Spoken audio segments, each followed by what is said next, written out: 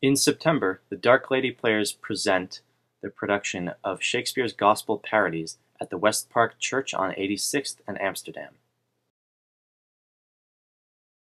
One of the scenes is a new approach to Act 1, Scene 3 of Romeo and Juliet, in which the nurse and Lady Capulet determine Juliet's age and whether or not she is ready to be married. Early in the scene, the nurse calls to Juliet. She says, "What, Ladybird?" This is a reference to Our Lady's bird, the insect commonly associated with Our Lady, the Virgin Mary.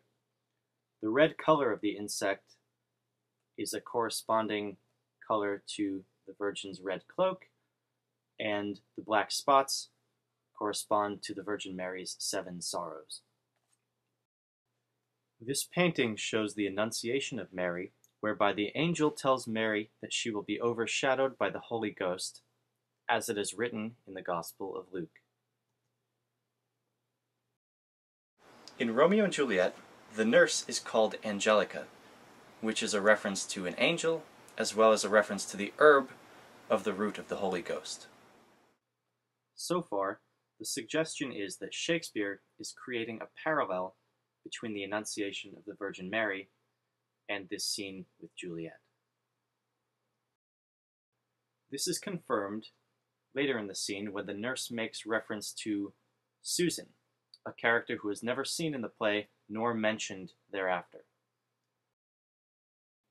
The word Susan in the scene confirms that it is a parallel of the Annunciation.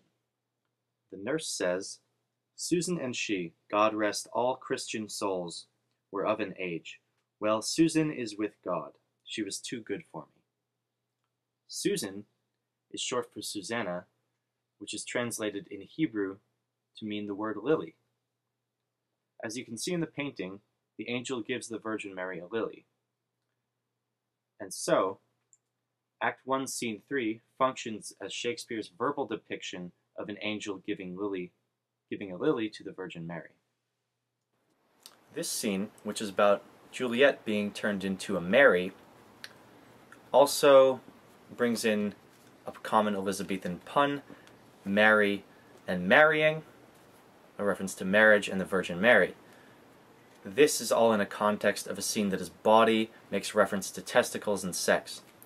Why would the playwright choose to put such a vulgar scene happening simultaneously with references to the most sacred bit of Christian theology?